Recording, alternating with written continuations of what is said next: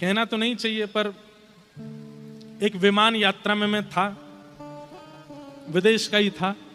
तो मेरे बगल में एक माता जी बैठी थी, कहीं वो सुन रही हो तो अच्छी बात है। तो मैं जैसे ही विमान में आया, गिरधर लाल जी संग में थे, तो मेरे को उन्होंने प्रणाम किया, पैर छुए। मैंने कहा चलो अच्छा है, 10-12 घंटे कोई विदेशी नहीं है बगल में, नहीं तो कुछ भी खाते हैं। मैंने कहा पैर वैर छू रही हैं, प्रणाम कर रही हैं, तो सद्विचार वाली होंगी। मैं जब बैठ गया तो मुझसे बोली, आप बिल्कुल कंफर्टेबल ही रहिएगा, कोई इसमें कौन है? मैंने कहा इसमें हमारे ठाकुर जी। अच्छा अच्छा ठीक। जैसे विमान थोड़ी देर उड़ा, थोड़ी देर बाद मेरी थोड़ी सी झपकी लगी। जब आंख खोल करके देखा तो माता जी तो पीला वाला पानी पी रही मेरे बगल में बैठ के। अब मैं उनकी ओर देखूं और वो मेरे को बिल्कुल ना देखें, और पीती जा रही है चुपचाप। बहुत बढ़िया। मैं लाल जी, कई बार विदेशी होते हैं ना, वे लोग पूछ लेते हैं कि आप कहीं अनकंफर्टेबल तो नहीं अगर मैं कुछ ऐसा खाऊं या पीऊं तो। मैंने कहा ये तो भारतीय हैं, प्रणाम भी कर रही थी मुझको, मुझे भाई समझ ही गई होंगी तभी तो, पता होते हुए भी कि बगल में ठाकुर जी विराजमान है, फिर भी एक बार भी इनके चित्त में ऐसी भावना नहीं आई। हम कैसे कर सकते हैं? संसार बड़ा विचित्र है बंधुओं, थोड़ा भ्रमण किया कीजिए, पता चलेगा आपको।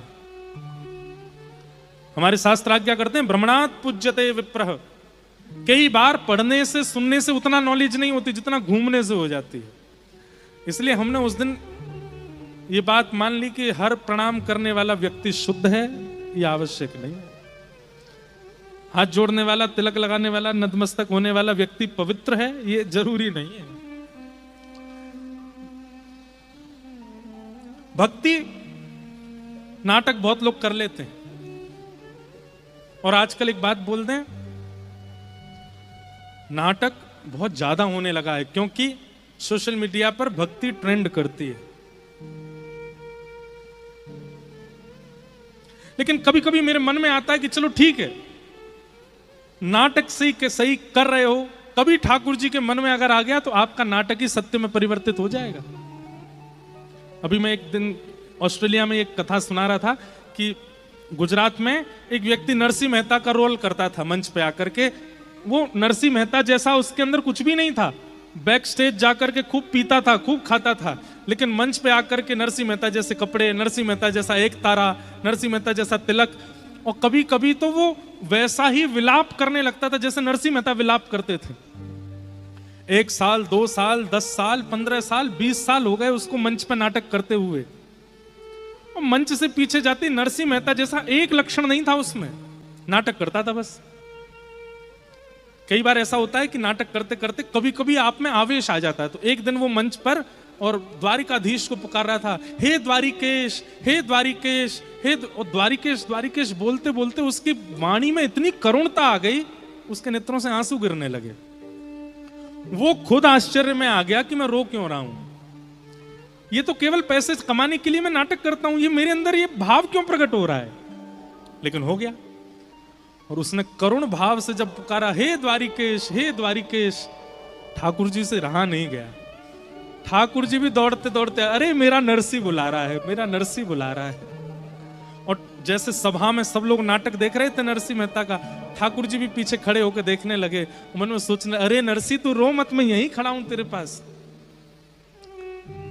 नाट्य जैसे पूरा हुआ, पर्दा लगा, तो सब लोग पात्र नीचे उतर गए, ठाकुर जी व्याकुल हो गए, अरे मेरा नरसी कहां चला गया। और सब भीड़ को अलग करते हुए ठाकुर जी आए और मंच पे आके ढूंढने लगे, कहां है मेरा नरसी, कहां है मेरा। वो तो पीछे अपने सब वस्त्र आदि उतार रहे थे सब लोग, लेकिन जो नरसिंह मेहता बना था वो आज इतना विलंब में आ गया, उसने वस्त्र नहीं उतारे, वो ऐसे ही घर चला गया। तभी उसने देखा कि एक दिव्य प्रकाश पीछे से आ रहा है, चंदन की सुगंधी आ रही है, छम छम छम छम पायलों की ध्वनि आ रही है। उसने सोचा ये मेरे पीछे कौन चल रहा है, और जैसे पीछे मुड़ करके देखा तो नेत्र सजल और चतुर्भुज रूपधारी श्री द्वारिकाधीश खड़े हैं, और दौड़ करके कह रहे हैं, अरे मेरे नरसी मेरे गले लग जाए। ठाकुर जी ने जैसे उसको हृदय से लगाया, रोते रोते बोला, हे नाथ मैं नरसी नहीं हूं। ठाकुर जी ने कहा तू नरसी नहीं है? तो उसने अपना वास्तविक नाम बताया। इतना सुनते ही ठाकुर जी व्याकुलता में अंतर ध्यान हो गए। उस दिन उसको इतनी ग्लानि हुई, पहले तो बहुत रोया, ढूंढा, ठाकुर जी नहीं मिले। फिर मन में भाव आया, मैं जीवन भर केवल नाटक करता रहा नरसिंह मेहता का, और उस नाटक में केवल नाट्य करने से, जिसका मैं पैसा लेता हूं, उसके वजह से मुझे ठाकुर जी मिल गए। अगर मैंने जीवन में एक लक्षण भी नरसिंह मेहता का लिया आया होता तो ठाकुर जी कब के मिल गए होते, मेरे पास ही रुक जाते, मुझे संगे ले जाते, ऐसे ऐसे मिलकर के बिछुड़ नहीं जाते। कभी कभी मेरे मन में आता है, जब मैं देखता हूं कि लोग बाग केवल नाटक कर रहे हैं, भक्ति है नहीं, तो मन में आता है ठीक है, नाटक में ही सही, कोई और तो नहीं कर रहे, भक्ति तो कर रहे हैं, करने दो। क्या पता एक दिन ये नाटक वास्तविकता में परिवर्तित हो जाए। और श्री राधा रमन लाल जी, आप तो केवल वीडियो के लिए चिल्ला रहे थे, हे राधा रमन, हे राधा रमन, हे राधा रमन। क्या पता ठाकुर जी को आपका वो स्वर इतना प्रिय लग जाए कि वीडियो तो भूल जाए, ठाकुर जी स्वयं प्रकट हो जाए, अरे भैया इतना मत पुकारे, मैं आ गया तेरे सामने, मिल रहे होते। क्या पता वो नाटक कभी वास्तविकता में परिवर्तित हो जाए, इसलिए करने दो। कर भी रहे तो कैसा था उनका भाव, कैसा था। एक प्रसंग आता है, एक बार गोस्वामी तुलसीदास जी वृंदावन आए, तो वृंदावन में श्री भक्तमाल ग्रंथ के निर्माण का भंडारा चल रहा था। श्री नाभा गोस्वामी जी ने भक्तमाल ग्रंथ की रचना करने के बाद जरा भंडारा किया वृंदावन में। उसमें भारतवर्ष के सब संत आए, उसमें फिर गोस्वामी तुलसीदास जी भी आए। तो जैसे आप सब लोग इतनी संख्या में बैठे हैं, ऐसे ही गोस्वामी जी भी आए, तो इतनी संख्या में भीड़ बैठी थी, तो पीछे ही बैठ गए, सबसे पीछे बैठ गए गोस्वामी तुलसीदास जी महाराज। कहते हैं कि जब सामग्री परोसने का समय आया तो खीर परोस रहे थे सबको। तो आज भी वृंदावन में ऐसा नियम है कि जब कहीं जरा भंडारा होता है ना, तो संत जन अपने अपने टिफिन लेके जाते हैं, अपने अपने छोटे छोटे टिफिन ले जाते हैं, बाकी सब सामग्री तो वहीं पाके आते हैं, खीर उसमें भरवा के लाते हैं, और फिर उसको प्रेम से सुबह पालेंगे, फिर रात में पालेंगे, थोड़ी थोड़ी ठंडी करके पाते हैं। तो खीर परोस रहे थे सब, अपने अपना बर्तन आगे करके उसमें खीर ले रहे थे। वहीं गोस्वामी तुलसीदास जी के पास जब खीर परोसने वाले पहुंचे, उन्होंने कही कहाँ है तुम्हारा बर्तन, कहाँ है बर्तन लाओ। तो गोस्वामी जी के पास तो बर्तन था नहीं। सोचने लगे क्या करें, अरे जल्दी करो भाई, अपना बर्तन आगे करो। तो कहते हैं कि गोस्वामी तुलसीदास जी ने देखा कि इतने रसिक संत जन वहां बैठे, उनके सबकी पादुकाएं बाहर उतरी हुई हैं, उनमें किसी महापुरुष की पादुका जूते की आकृति में थी, उसमें थोड़ा अवकाश था। तो वही पादुका लेकर के आए और आगे करके बोले इसमें दे दो खीर, या में कर दो। तो जो खीर परोस रहे थे वो गुस्सा हो गए, अरे पात्र नहीं लेके आए हो, और ये क्या किसी की किसी महाराज की जो पादुका उठा करके कह रहे हो इसमें दे दो। तो कहने लगे नहीं भैया हमको इसी में ही दे दो, हमको इसी में ही पान करना है। अरे ऐसे कैसे दे दें, इसमें ये अपवित्र है, ये ऐसा। अरे नहीं नहीं ऐसा मत बोलिए, इस जूती का कितना बड़ा सौभाग्य है। एक तो ये व्रजरज में रही है, 24 घंटा ब्रज की रज इसको लगती रहती है, वो ब्रजरज जिसमें श्री कृष्ण श्री किशोरी जी अपने अपने निरावृत चरणों से विचरण करते हैं, वो ब्रजरज इसको अंकित कर चुकी है।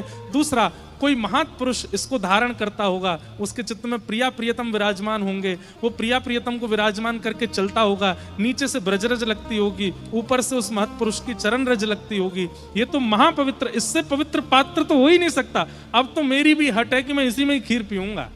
गोस्वामी तुलसीदास जी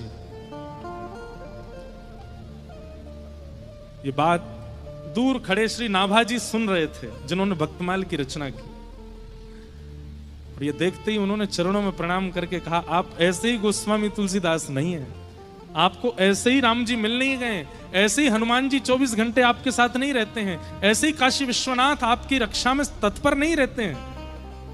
आपका भाव संतों के चरण रज के प्रति, आपका भाव वैष्णवों के प्रति जो है ना गोस्वामी जी, इसी के कारण राम जी आपके हो गए, राम जी आपको प्राप्त हो गए। और उसी समय नाभा जी ने भक्तमाल में जितने भक्त हैं उन सबको तो पुष्प का दर्जा दिया, और श्री नाभा जी को सुमेरु, श्री गोस्वामी तुलसीदास जी को सुमेरु का दर्जा दिया। तो माला में खूब सारे पुष्प होते हैं, लेकिन जो मध्य में बीच में होती है माला, नीचे की तरफ जो मुख्य माला होती है, मुख्य पुष्प होता है, उसको सुमेरु बोलते हैं। सुमेरु का दर्जा किसको दिया? गोस्वामी तुलसीदास जी। इन जैसा भक्त नहीं हुआ। हमारी बात को बहुत ध्यान से सुन लीजिए। ठाकुर जी को रिझावे में मत लगे रहो, पूरा जीवन निकल जाएगा आपको, नहीं रिझेंगे वो। अगर रिझानो है तो कोई वैष्णव को रिझाओ, कोई रिझानो है तो ब्रजवासीन को रिझाओ, रिझानो है तो कोई भगवत भक्त को रिझाओ। वो यदि रीझ गए आपसे तो ठाकुर जी को रीझनो पड़ेगा, और कोई उपचार है नहीं ठाकुर जी के पास। और इस बात का प्रमाण स्वयं श्री प्रहलाद जी महाराज कह रहे हैं। श्रेष्ठ से श्रेष्ठ, पवित्र से पवित्र और जल्दी से जल्दी कृष्ण प्राप्ति का साधन क्या है? कृपा करके हमको बताओ। सौनकादि ऋषियों ने क्या प्रश्न किया? श्रेष्ठ से श्रेष्ठ, पवित्र से पवित्र कृष्ण प्राप्ति करने का साधन क्या है? कृपा करके हमको यह बताओ। सूत जी महाराज प्रश्न सुनकर के आनंदित हो गए और आनंदित होकर के बोले कि हे सौनकादि ऋषियों, आपने जो प्रश्न किया है ये बहुत उत्तम प्रश्न है। भगवत प्राप्ति का आपने साधन पूछा है। भगवत प्राप्ति का साधन इस पूरे ब्रह्मांड में केवल एक है। बोले क्या? तब कहते हैं काल व्याल मुखग्रास त्रास निर्णास है तबे श्रीमद् भागवतम शास्त्र कलौ के भाषितम्। भागवत शास्त्र, श्रीमद् भागवत में जो मार्ग बताया गया, जो नियम बताया गया, जो विधि बताई गई, वही भगवत प्राप्ति का साधन है। इस बात को गांठ बांध लीजिएगा। क्षमा प्रार्थी होकर के एक बात हम कहें, कई बार कई लोग कहते हैं हमसे किसी ने ऐसा कहा कि वहां ऐसा लिखा है, और आप महाराज जी कथा में भागवत जी का ये बात, तो हमें क्या मानना चाहिए? अब आप बिना मंच के अगर हमसे कुछ भी पूछेंगे तो हम उत्तर कुछ और दे सकते हैं, पर मंच पर बैठ करके आपको स्पष्ट रूप से कह दें, कहीं भी कुछ भी लिखा है, कहीं भी कोई भी बात कही है, किसी ने कुछ भी कहा है, सबको सुन लीजिए, लेकिन मानिए केवल और केवल और केवल श्रीमद् भागवत की। श्रीमद् भागवत में जो मार्ग है, श्रीमद् भागवत में जो विधि है, श्रीमद् भागवत में जो नियम है, उसी से भगवत प्राप्ति होगी, ये निश्चित है। यहां सूत जी महाराज बता रहे हैं। हमारे स्वामी श्री हरदास जी महाराज के परंपरा में ज्यादा विधि विधानों को, ज्यादा नियमों को प्रायोरिटी नहीं दी गई, लेकिन वहां पर भी स्वामी श्री हरदास जी आज्ञा देते हैं कि भागवत जी तो सुननी है, श्रीमद् भागवत जी का पठन पाठन और श्रवण करना है।